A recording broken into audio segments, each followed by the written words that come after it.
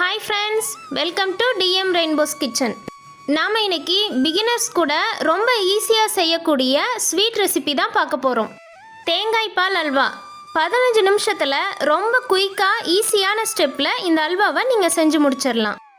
இந்த அல்வாவை கண்டிப்பாக ட்ரை பண்ணி பாருங்கள். எல்லாருமே மறுபடியும் கேட்டு வாங்கி சாப்பிடுவாங்க. வாங்க இந்த டேஸ்டியான அல்வாவை எப்படி செய்யலான்னு பார்க்கலாம். ஒரு கடாய் எடுத்துக்கோங்க. அதில் 1/4 கப் அளவு தேங்காய் பால் சேர்த்துக்கோங்க. முதல் பால், இரண்டாவது பால் ரெண்டுமே எடுத்துக்கோங்க. இதில் 1/2 கப் அளவு கார்ன்ஃப்ளவர் மாவு சேர்த்துக்கோங்க. 1/4 கப் பால் சேர்த்துட்டு இந்த மாவை ஃபஸ்ட்டு நல்லா கரைச்சி எடுத்துக்கோங்க. அதிகமான பாலில் சேர்த்துட்டிங்கன்னா நிறைய கட்டி விழுந்துடும். அதனால் 1/4 கப் அளவு பால் சேர்த்துட்டு கட்டிகள் எதுவுமே இல்லாமல் ஈவனாக கரைச்சி எடுத்துக்கோங்க. இந்த அளவுக்கு நல்லா கரைச்சி எடுத்ததுக்கப்புறம் மீதி இருக்க பாலை சேர்த்துக்கலாம். நாம் இன்னைக்கு 1 கப் அளவு தேங்காய் பால் எடுத்திருக்கேன். 1 கப் தேங்காய் பாலுக்கு 1/2 கப் கார்ன்ஃப்ளவர் மாவு சரியாக இருக்கும். அடுப்பை ஆன் பண்ணிடாதீங்க. இந்த மாவு எல்லாமே நல்லா கரைச்சதுக்கப்புறம் தான் அடுப்பை ஆன் பண்ண போகிறோம். இதுக்கு தேவையான அளவு சர்க்கரை சேர்த்துக்கலாம். 3/4 கப் அளவு சர்க்கரை சேர்த்துக்கோங்க. உங்களுக்கு ஸ்வீட் நிறைய பிடிக்கும்னா 1 கப் வரைக்கும் நீங்கள் சர்க்கரை சேர்த்துக்கலாம். சர்க்கரை நல்லா கரையிற அளவுக்கு ஒரு கரண்டி வச்சு இது போல் நல்லா கலந்து விடுங்க.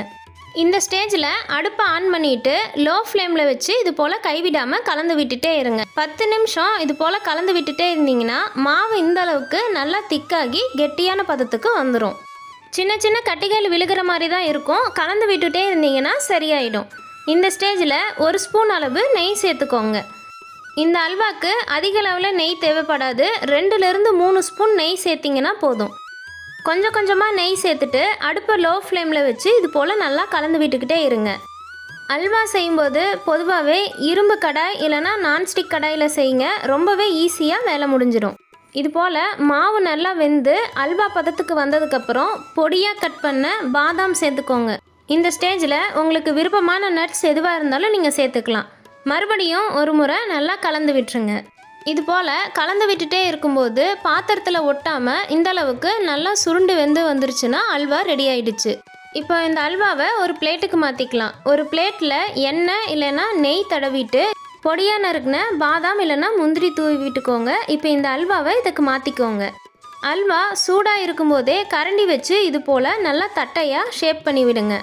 நல்லா ஆறுனதுக்கப்புறம் உங்களுக்கு விருப்பமான ஷேப்புக்கு கத்தி வச்சு கட் பண்ணிக்கோங்க. அவ்வளவுதான். அருமையான டேஸ்ட்டில் தேங்காய் பால் அல்வா ரொம்ப குயிக்காக செஞ்சு முடிச்சாச்சு. இந்த அல்வா ரெசிபியை நீங்களும் ட்ரை பண்ணி பார்த்துட்டு டேஸ்ட் எப்படி இருந்ததுன்னு மறக்காமல் கமெண்ட் பண்ணுங்கள். இந்த வீடியோ உங்களுக்கு பிடிச்சிருந்ததுன்னா லைக் பண்ணுங்கள். உங்கள் ஃப்ரெண்ட்ஸ் கூட நிறைய ஷேர் பண்ணுங்கள். மறக்காமல் டிஎம் ரெயின்போஸ் கிச்சனை சப்ஸ்கிரைப் பண்ணிக்கோங்க. மறுபடியும் ஒரு சூப்பரான ரெசிபியோடு பார்க்கலாம். தேங்க்யூ.